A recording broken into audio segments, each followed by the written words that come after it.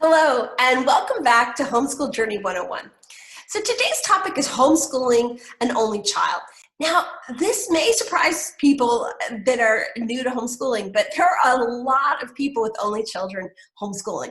In fact, we added up the numbers of hundreds and hundreds of children who have come through consortium in the last 15 years, and there are significantly more only children that we've had in our program homeschooling than children who were from families who had 8 or more children.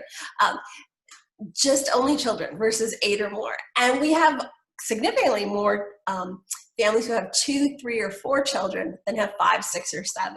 So really, this whole stereotype that only these giant families, or families like Renee and I have, are the norm in homeschooling.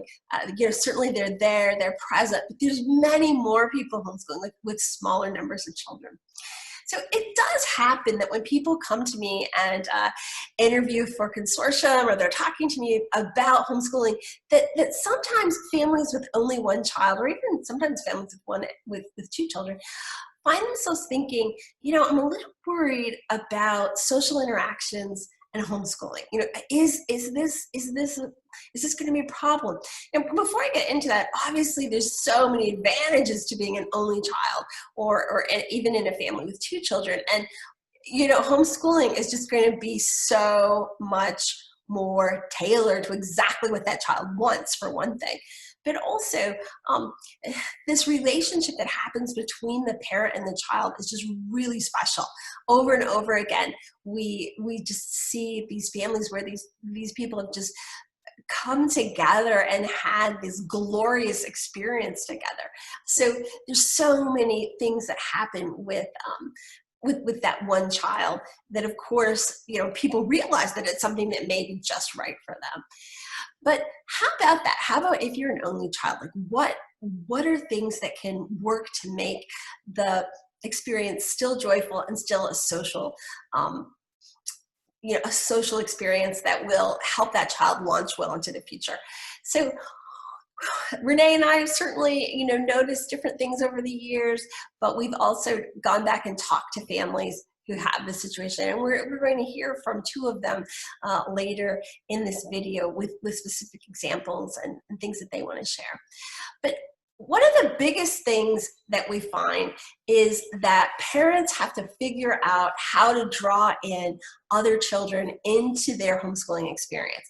So, for example, we know both my younger kids and my middle kids had a friend who was an only child, and those families really reached out to groups of my children to say, hey, we'll come pick you up for your lunch break. When is your lunch break? Because you know that the larger family probably has a little bit tighter of a schedule than you. And let's go to the park every Tuesday. So, a large family may be very happy to have you come and take some of their children every other week to the park. So if you set up enough of situations like that, then your child is going to find themselves with lots of opportunities to experience the joy of other children.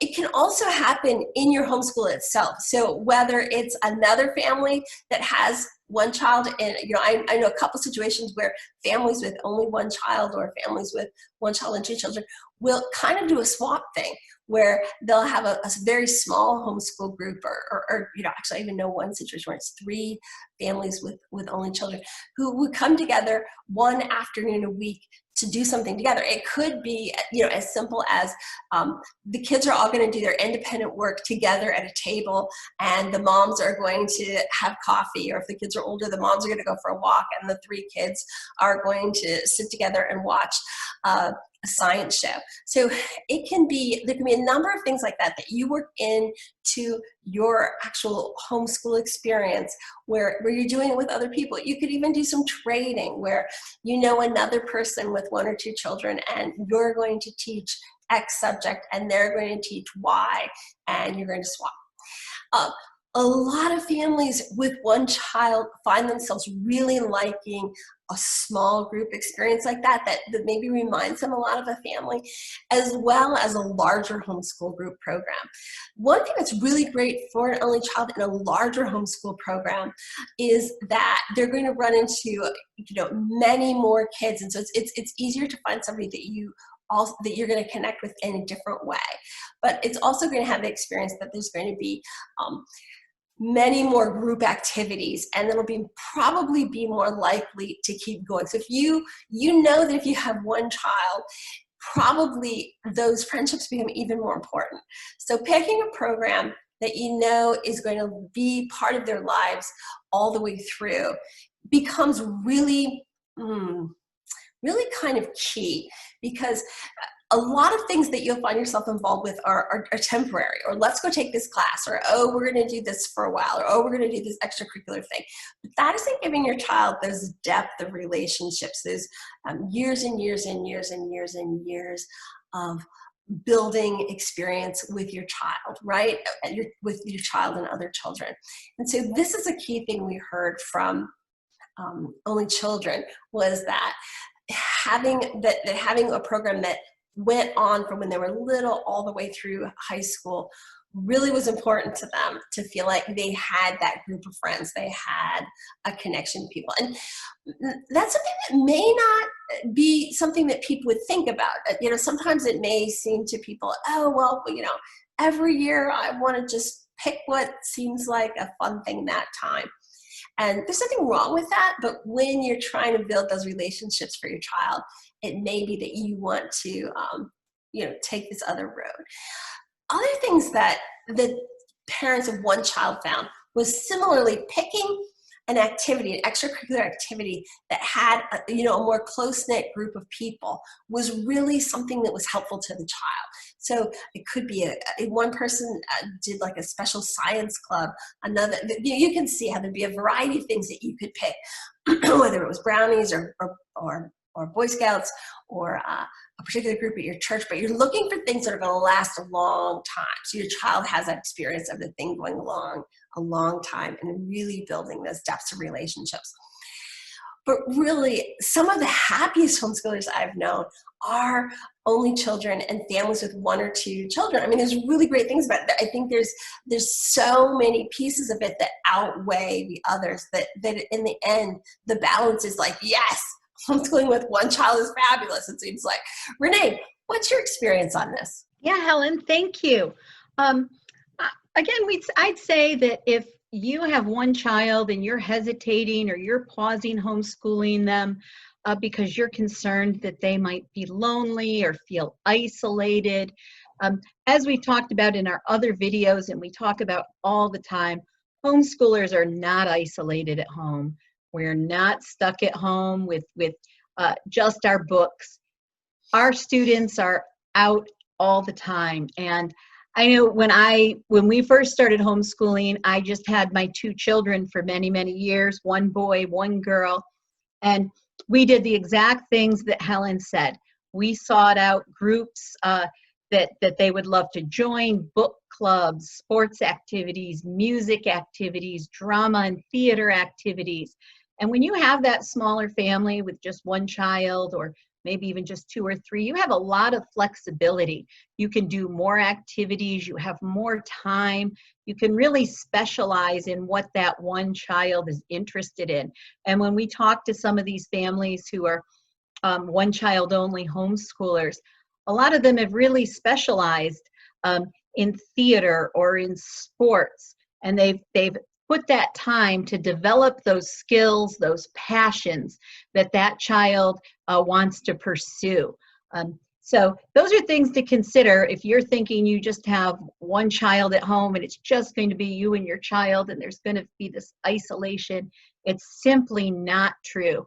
There are going to be so many things that you're going to be wanting to go out and do with your child that you're going to have to discipline yourself to stay home and do your studies and get your academics accomplished, because you'll be out at homeschool groups 1 or 2 days a week and your extracurriculars. There is a lot of joy and fun and excitement to be had in the homeschooling world, whether it's a large family or just a 1 or 2 child family. So let's start with our good friend, Deb. Deb, would you like to tell us what made you decide to homeschool? And, you know, those early days, like what about it was just so glorious with one child? So I always wanted to homeschool. I, of course, didn't feel like I was confident as a teacher, but I had a lot of friends, large families, small families, that were homeschooling. So I think that really inspired me because I saw the fruit of that and I saw their families, and I loved the way their families worked together. I loved the fact that they did a lot together. So I started out, I think I started really young at like 2.5, but I had a very inquisitive little girl who loved books. She loved to read. We did art classes and reading and library projects and just outings and field trips with our friends. And I really have to say that I gleaned from them. I saw what they did. I saw what they did that I really liked. I saw what I would do differently. And then I really started to buckle down and say, okay, now it's time to pick curriculum. So I did a lot of research. At the time they had the conventions, so I went over to the conventions and looked at a lot of material and started to pick things that I really felt would work very well with my student. And I wonder if you could even talk about your first day of school and some of the different traditions that you had with your daughter that really made it so magical. I started to find local homeschool groups. I was fortunate that some of the other people that my husband worked with, their spouses were also homeschooling. So that was nice that I was able to connect with the local homeschool groups here. And we did do a lot of play in the early days and a lot of manipulatives and a lot of fun. And again, field trips and some groups that we first started. And one of the nicest things was there was always art and music. And so she was able to join in with the other students that were different age groups. And I really loved that about homeschooling. So she was 4.5, 5 years old in a homeschool group with 6 and 7-year-olds who were very kind to her and very helpful. I think when you homeschool and you can do field trips, so you can study something, you can study the presidents and then go to the JFK Museum as we did. When you can study artwork and you can go to museums and see the artwork, that is so important because they see it, if they can touch it, if they can feel it, if they can experience it. And then we always ate on our field trips. That's just such a memorable day. And it's there's such bonding that takes place when you travel with a group of people, with a group of peers and other homeschoolers, and you experience these wonderful things that are around us. And I feel like that really makes a memorable education and experience. Well, I know you certainly talked about your car schooling and your long talks in the car with Rachel. Can you speak to that really close bond that you have with Rachel? And do you think that was even something about homeschooling an only child that you think helped that bond grow? Definitely. I think we are a good match together. Like I've heard people say, I don't know how you can homeschool your daughter. My child wouldn't listen to me.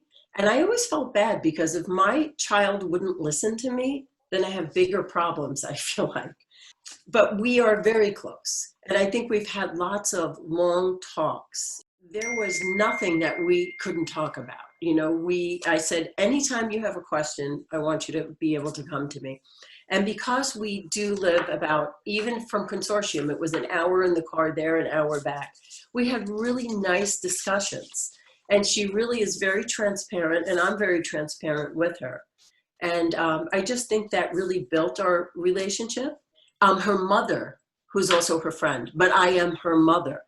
Is there a piece of advice that if you had to sort of leave people with one piece of advice about homeschooling an only child, what would it be? What would you say?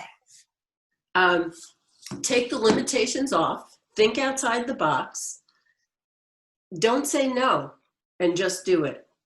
Because if you really feel that you're called to do this, and this is what you want to give to your only child, you know, the Lord provides opportunities, and there's nothing that's really lacking. And even in moments when I doubted, my friend would say to me, my friends, I would still call back to my friends on Long Island, and they said, stop. She's still learning more with you in 3 or 4 hours than she would be in school all day. So give yourself a break. But if you really feel called to do it, stop thinking of the negatives and, like Nike, just do it. What do you feel, especially in having one child and being able to really tailor that homeschool experience as an only child? What do you think the biggest advantages were for you in homeschooling?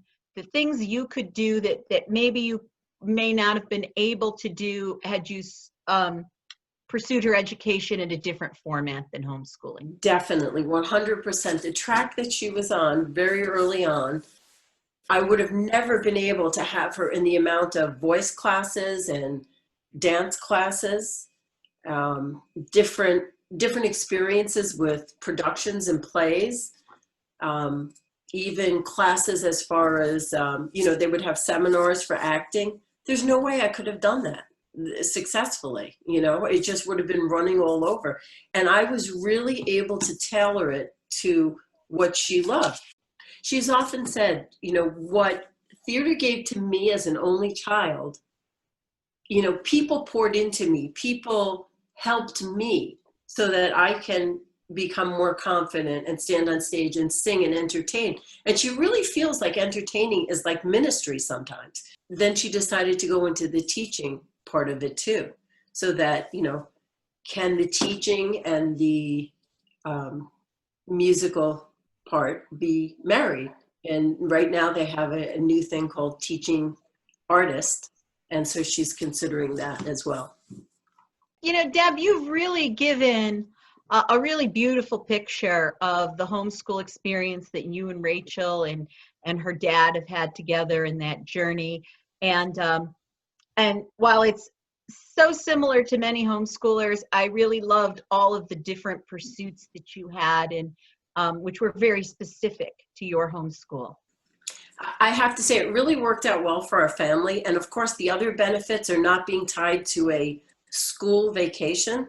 So you can take vacation whenever you want. So we were able to do that.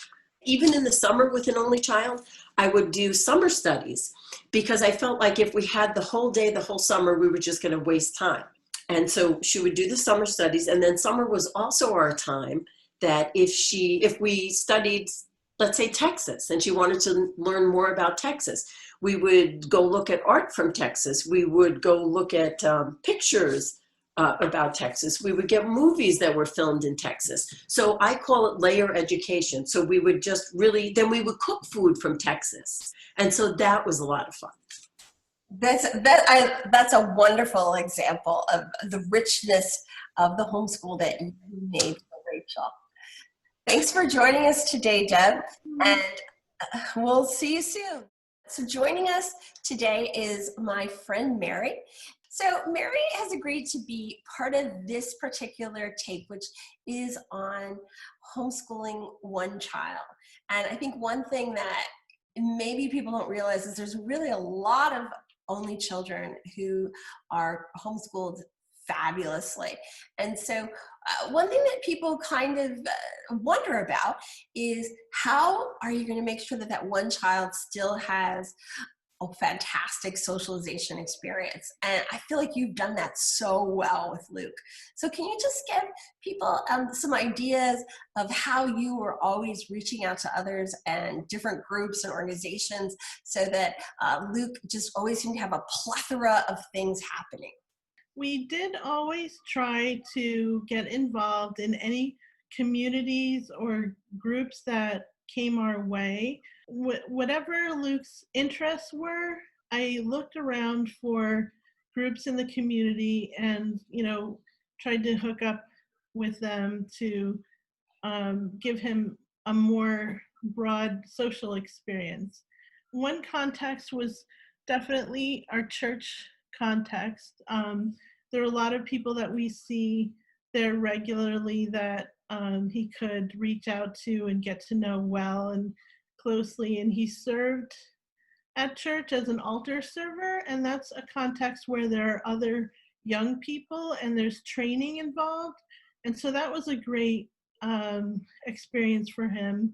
Another thing we did was I created opportunities in the home for people to come over. So I started a chess club and I coached the chess club myself. And I had, at some point, over 30 different kids at my house learning to play chess every month. So that was great to have a whole bunch of kids in my house and of all age groups. And after they played chess, they would play outside and we would eat, and parents would bring over food, and it would just be a really great um, full day of socialization for Luke. And I think you also started, or you're one of the people that started swing dancing group lessons for homeschoolers in our area, right? Yes, one of my fellow homeschooling parents mentioned to me that their older children had really enjoyed swing dancing at their college campuses. And I thought, what a great thing it would be to have lessons. And so we just scoped out a local community center that was happy to have us for a nominal fee. And we hired a couple who taught lessons, and it was really very easy, and it was for a nominal fee. It was for like $5 per lesson, and again we would have around 30 kids, and that evolved into semi-formals that we had with these teachers who would bring their music, and we would have food and a chance for the kids to dress up and have a formal dance experience. Like, you seem to be really good at making plans where whatever your family was going to do, you would bring along another family with children the age of Luke. Was that just accidental, or was that part of your plan? Yes, no, that's definitely part of my plan. And I think with homeschooling, I think it's really important to do what you can with what you have. So to kind of look around and see what opportunities, they could be even very overlooked opportunities that you have right in front of you for socialization and for getting together with other families, and to look especially for opportunities to get together with families with diverse age groups. I thought that was really important for Luke to get exposure to families who had little siblings and older siblings, and as well as friendships of his own age group. So another thing I just wanted to kind of go over is if you could briefly tell us, some things that you thought worked really well as a curriculum for an only child, and if you could end up by telling us the end story of what Luke is doing right now. Thanks. Sure, yes. So music was always a part of our curriculum. Luke plays the piano, he plays jazz guitar, and he sings. His singing is his forte, is what he's really especially good at. He had vocal lessons for many years from a man who had been homeschooled himself, and Luke was actually tone deaf in the very beginning. And so for a long time, Luke's homework was just to sit at the piano and play one note and try to match that pitch. And now he sings opera. And so now he's studying music in college, and this is what his life calling is, what he's definitely passionate about and has decided to dedicate his life to. And just to kind of put this in context, so at the consortium, the homeschool program that Renee and I talk about every now and then, we have a very large talent show with hundreds of people come. And when Luke sang opera, oh my goodness, it was just a thunderous standing ovation. It was just like the moment of the century. And he also sang at graduation, and the same thing, like we were just all weeping. It was so beautiful. Luke is really stunning. So I just had to insert that since Mary's so understated. Okay, go ahead. Thank you. Yeah, so music was always a part of our curriculum, and we also sought out great books curricula. because Luke is kind of a bit of a philosopher, and he really likes the classical literature. For his final 4 years, he went through a progression of Greek philosophers, Roman literature, Shakespeare and the Renaissance, and then modern era. Every Friday, he would log on for 2 hours and have these really intense discussions about the reading for the week. And he was with the same students for all 4 years. So he got to know them week after week, and the same professor taught for all 4 years. So it was something that that he could really grow with and make some really nice relationships with. So Mary, you know, one thing that people often think is that kids homeschool the whole way through. And one thing I've been talking about every now and then is that actually a fair number of kids go in and out and of homeschooling. And if I'm not mistaken, this is what happened with Luke, right? Can you give us kind of a quick overview? Yes, so for us, and I think for the majority of homeschoolers, the question of schooling and what the plan will be is something that you revisit every year. It's not something that, like with the school district, you just decide on and it's set for you for all 12 years. It's something that you come back to every year and you decide how good the fit is and how things are working and what you'd like to change. So for Luke, he spent a few years in a little program, a preschool program, and then a kindergarten and first grade program when we lived in Brooklyn. And then for his second grade year, he was homeschooled while we lived there in New York City. And that was kind of a struggle because there weren't very many homeschooling groups in New York City, and we used to drive out to Long Island to get together with homeschoolers out there.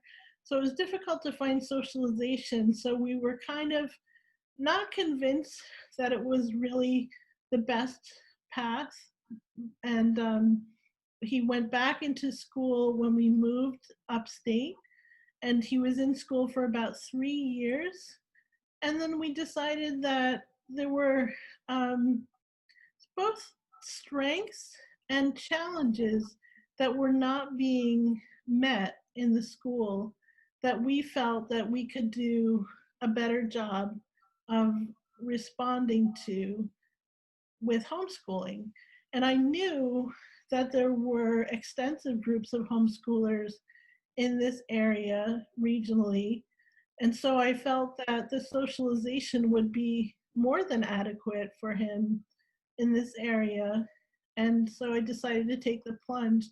And I'm so happy that we did, because there were a lot of areas that that we could be responsive to that the school just wasn't meeting the needs for. So Luke went to school in New York City from kindergarten and first grade. He homeschooled for second. He went to Catholic school in upstate New York from third and fourth grade.